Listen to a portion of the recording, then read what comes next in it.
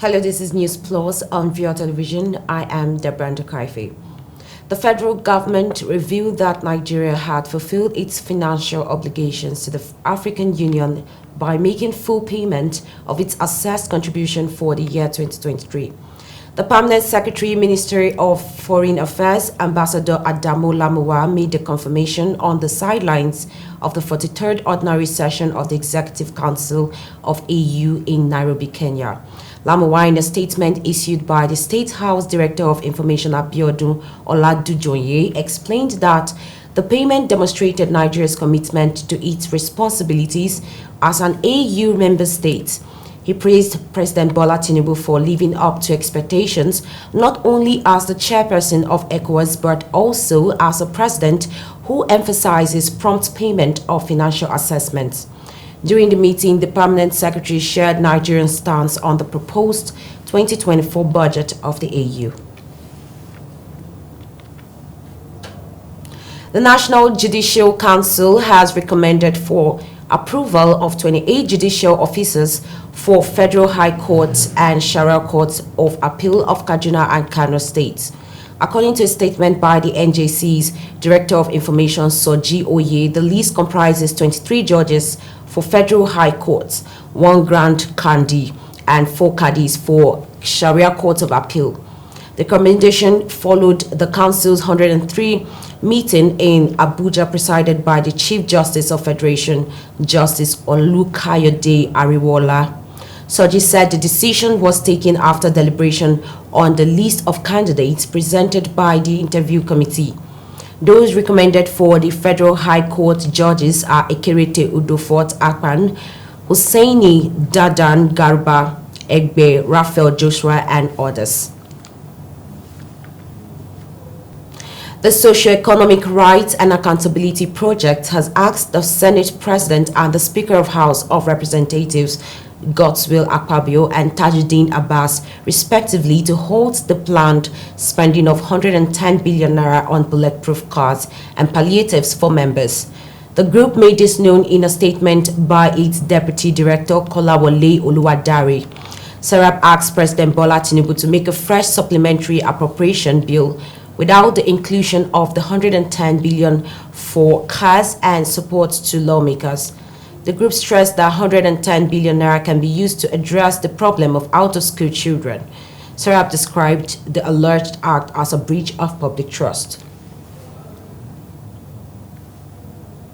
Now, Kano State government has clarified the comment attributed to the Deputy Governor Abdulsalam Gwarzo regarding the 500 billion naira palliatives plan by the federal government to cushion the effect of the removal of fuel subsidy. The state government also debunked media reports insinuating that it criticized the President Bola Tinubu's administration over its plan to support small-scale industries across the country through the Bank of Industry with an allocation of 500 billion naira. A statement by the spokesperson of the Deputy Governor, Ibrahim Garba, insisted that the position of state on the issue was blown out of proportion. Now, according to the statement, the Deputy Governor rather, only referred to a television interview that featured Senator Ali Ndume, who expressed concerns about the 500 billion naira palliative plan by the federal government.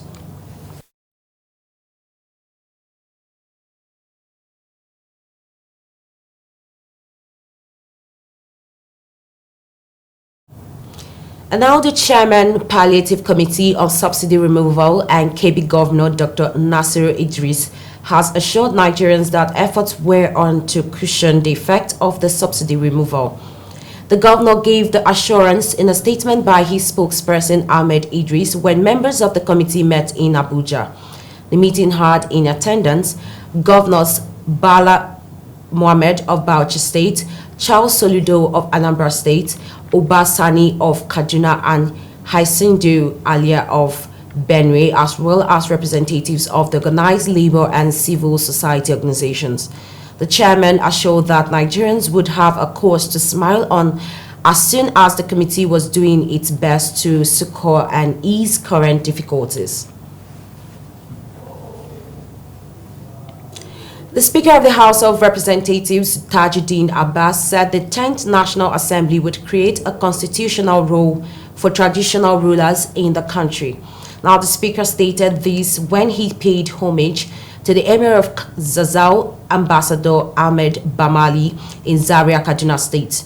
Abbas, who was welcomed to the palace with a colorful dubar, said the majority of members of the current House Representatives understood the importance of the traditional institution in the country. He further noted that members would do the needful to ensure a role was created for the traditional rulers in the constitution. The Speaker expressed appreciation to the Emir, the traditional chiefs, and the people of Zazzau Emirate for the warm reception accorded him on the first homecoming as the Speaker of the House of Representatives.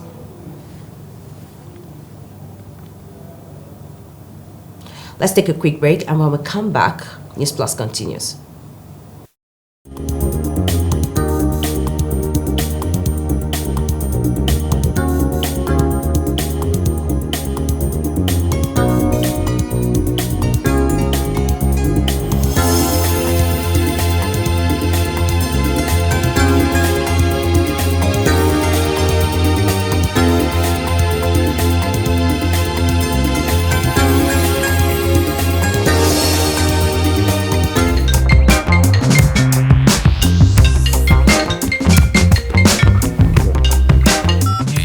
Good morning, gentlemen.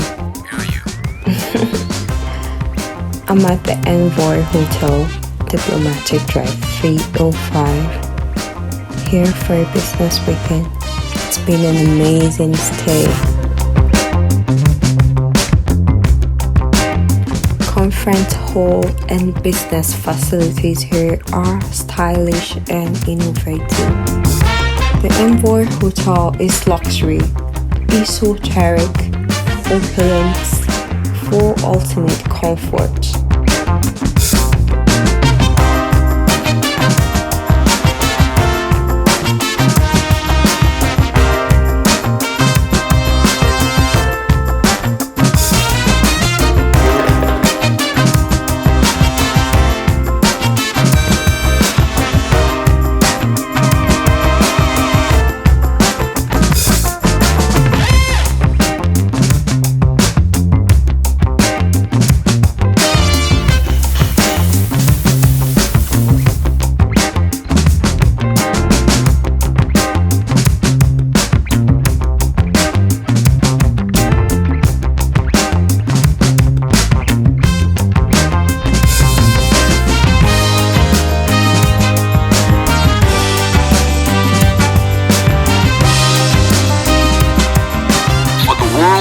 Discerning travelers, we are more than just a place to stay.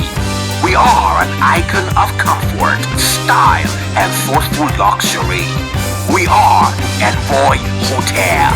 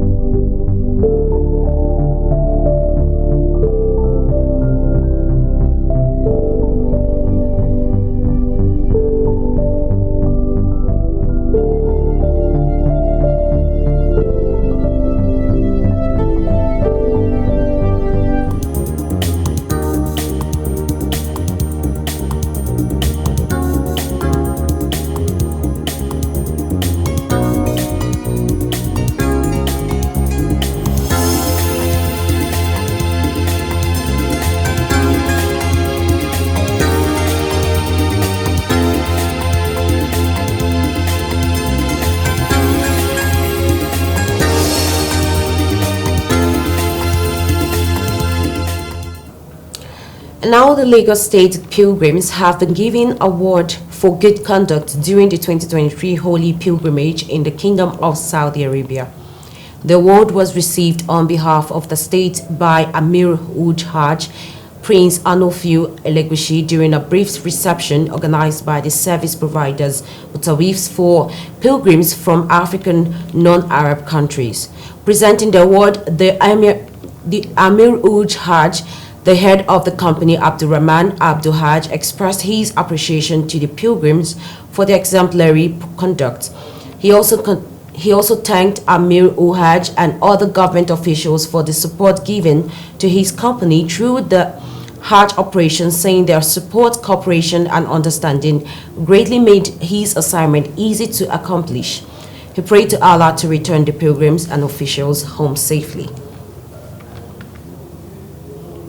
The Olubadan of Ibadan land, Oba Balogun, has directed that a suspension be placed on the celebration of Egungun Festival forthwith following reported cases of violence, arson, and looting of shops by some yet-to-be-identified hoodlums hiding under the cover of the ongoing festival in Ibadan.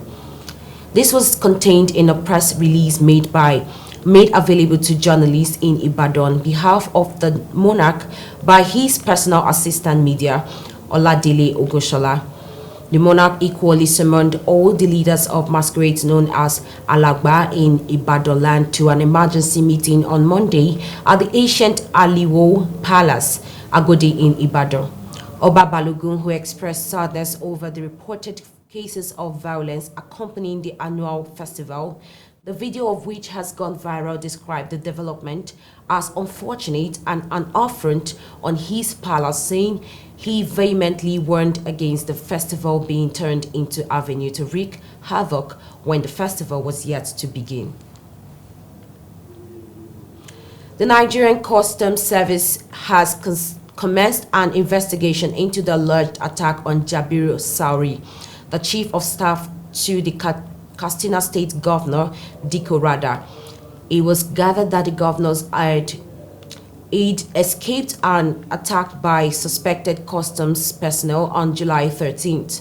According to his chief press secretary to the governor, Ibrahim Kaula Mohammed, the personnel targeted the victim at a location known as Gurau Yamama while on his way to Abuja. However, in a statement, Katsina Customs spokesman Tahir Balarabe described the incident as unfortunate, sympathizing with the victim and the Katsina state government.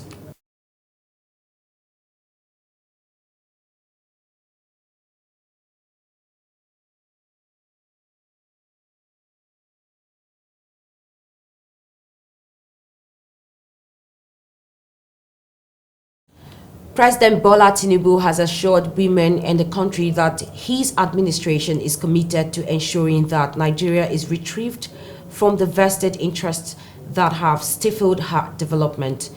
President Tinubu spoke at the State House when he received in audience the All Progressive Congress women leaders in the 6 states and Federal Capital Territory, Abuja, led by the APC National Women Leader, Dr. Betta Edu. The president declared that his administration was already implementing many policies and programs that would positively impact the citizens. You work so hard politically, despite so many hurdles on our way.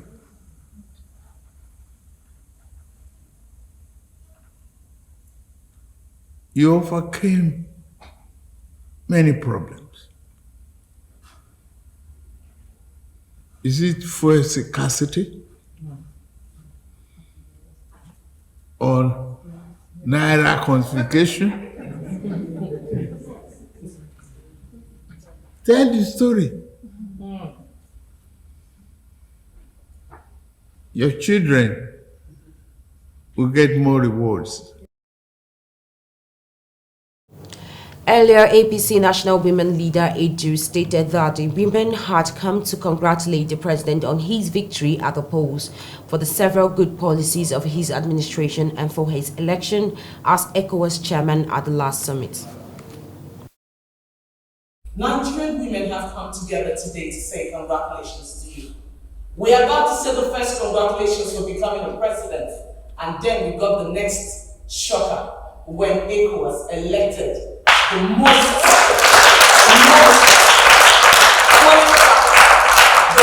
powerful president on the continent of Africa as its chairman. From all of us, we are super proud and we say congratulations.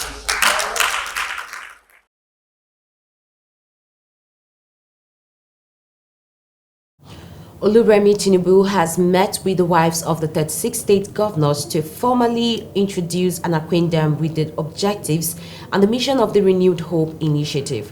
The First Lady congratulated the wives of the governors on the successful conduct of the 2023 elections, which brought their husbands to office, and reminded them that it is time to keep promises made during the elections. She pointed out that she will require the support of the wives of the state governors to reach every nook and cranny of the country, noting that looking at the past can most assuredly chart a path for the present and future, and this can be best done collectively for better and more sustainable impact. The mission is towards a better life for families. The goals: 1. To ensure women in Nigeria are engaged in productive activities that contribute to the socio-economic development of individuals, communities, and the nation at large. 2. To increase opportunities for women, youth, and children across the nation. While speaking with journalists after the meeting, Olufolake Abdulrazak, the wife of Kwara State Governor, assuredly of the willingness and commitment of the wives of the governors to support RH High, stating that they will go back and elect zonal coordinators to take the mantle to ensure that the grassroots are reached. So we have a lot of take home. You heard the First Lady, so all the state First Ladies are here today. We listened to the mission of the Renewed Hope initiative. We listened to all what we're planning to achieve. And so now we're very geared up to go back and get all the things that we've highlighted done. We will select, as you heard, students for scholarship. We will also go and intimate our local government chairmen, their wives, women leaders, and all the other stakeholders within the state on this initiative and how it will roll out in the state. The Renewed Hope initiative is a pet project of the Office of the First Lady of Nigeria, Senator Oluremi Tinubu. Vice President Kashim Shettima and Malala Yousafzai, a Pakistani female education activist, held talks on girl-child education at the Presidential Villa, Abuja. The report, take a look. The world's youngest Nobel Prize laureate, Malala Yousafzai, also the UN Messenger of Peace, pays this visit to Presidential Villa to see the Vice President, Kashim Shettima. The education activist, accompanied by UN Deputy Secretary General Amina Mohammed, told State House correspondents that visiting Nigeria was part of activities to mark her 26th birthday celebration. People spoke out for my education. I want them to think about the education of other girls as well. In Nigeria, I'm here because girls' education is important here. It will determine the future of Nigeria. Malala said she had gone to Borno and met incredible girls, visited their schools, and conferred with education activists. I'm here because I want to bring attention to those issues. I'm here to speak today as well and share my thoughts with the communities, and I was so lucky that I was able to meet girls in Abuja. I was also able to go to Borno State and meet incredible girls. Malala also says she has been to Nigeria 3 times and expressed optimism that girl child had bright prospects. It is the work of the education activists, girls, and civil society and government that gives us hope that we can have a better future for education of all children, especially girls here. And I was very lucky that I had the meeting with the Vice President, and he gave us his time, he gave us his support. She lauded the commitment of the government and other stakeholders to improving girl child education. To all states and all party members make a commitment to ensure that every child in Nigeria has access to a complete education, which includes senior secondary education as well, that every child has access to a free and quality education. And the second ask is to ensure that we make the full financial commitment to ensure that no child is left behind in this country. On her part, Mohammed said Malala's visit was in furtherance of her advocacy for girl-child education. We have a large number of out-of-school children. We know that the quality of education is not what every child should have in this country. And the advocacy to an administration that is coming in that believes in education is an important timing. She said Malala should be an inspiration for relevant authorities to address the high number of out-of-school children in Nigeria. So her voice, her inspiration, not just to government but to the rest of society, to governors that we met yesterday, is extremely important as this administration begins its journey of the next 4 years. From the State House in Abuja, Dorcas Bello, Viewer Television News. The new theater commander of Operation Hadin Kai, Major General G.U. Chibuisi, has said plans have already been strategized to conclude the first fight against terrorism in the Northeast region. He disclosed this during a takeover of command from the outgoing theater commander, Major General Ibrahim Ali. The former theater commander of Operation Hadin Kai says he is happy that over 100,000 Boko Haram and ISWAP terrorists surrendered, which indicates that the insecurity crisis is close to an end, despite some challenges still need to be tackled. He added that in his new assignment, he will continue the work of ensuring that peace is completely restored in Northeast region of Nigeria. When I go there, I will try and make sure that I see if I can apply the same thing or even better, so that we can bring this insurgency and terrorism in Nigeria and other contiguous countries in the northeastern part of Nigeria to an end. Yeah. If it is necessary for us to conduct special operations, we shall do.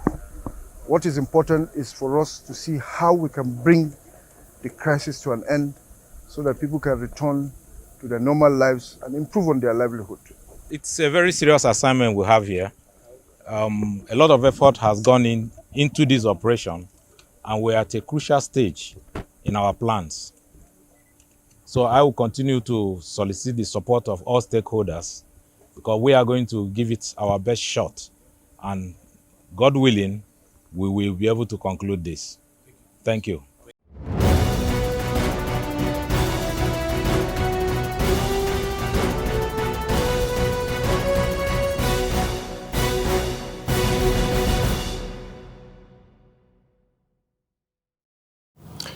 And on international, the United States Tsunami Warning System issued the threat for nearby regions after the earthquake which struck early on Sunday. The notable quake was initially read at 7.4 magnitude, but this was revised to 7.2 by the USGS. The initial depth of 9.3 kilometers, 5.78 miles, was also revised to 32.6 kilometers, 20.3 miles as a short time later. The Geological Survey said that little to no population was exposed to the quake, and it added that little or no landslide is expected, but some could have occurred in highly susceptible areas. The Alaska Earthquake Center said the event was felt wildly throughout the Aleutian Island, an area furthest from the mainland, the Alaskan Peninsula, and Cook Inlet regions. United Kingdom has now officially joined the Comprehensive and Progressive Agreement for Trans-Pacific Partnership, according to an official statement on Sunday. Business and Trade Secretary Kemi Badenoch officially signed the treaty in New Zealand, solidifying the UK's entry into Comprehensive and Progressive Agreement for Trans-Pacific Partnership, a trade bloc in the Indo-Pacific region with a staggering gross domestic product of 12 trillion euro, nearly $16 trillion rather. The government has released new statistics indicating that businesses affiliated with CPTPP employ 1% of United Kingdom's workforce, and with membership, further investment in the United Kingdom is expected to rise. Under this agreement, more than 99% of current UK goods export to CPTPP countries will be eligible for zero tariff. Israeli Prime Minister Benjamin Netanyahu was rushed to the hospital suffering from mild dizziness. Netanyahu is in good condition after tests revealed that he was suffering from dehydration, he confirmed through his Twitter account. He was ordered to remain at Sheba Hospital overnight for observation, and the Prime Minister visited the Sea of Galilee, a popular tourist hub, on Friday amid a heat wave in the country, which has seen temperatures reach 100 degrees. Initial tests have been normal and shown no findings. The Prime Minister's office said in a statement, adding that at the doctor's recommendation, the PM is continuing to undergo additional routine tests. Netanyahu is the country's longest-serving leader. And that's all on News Plus. Many thanks for watching. I am Deborah Ndakaife. Please stay tuned and enjoy the rest of our programs.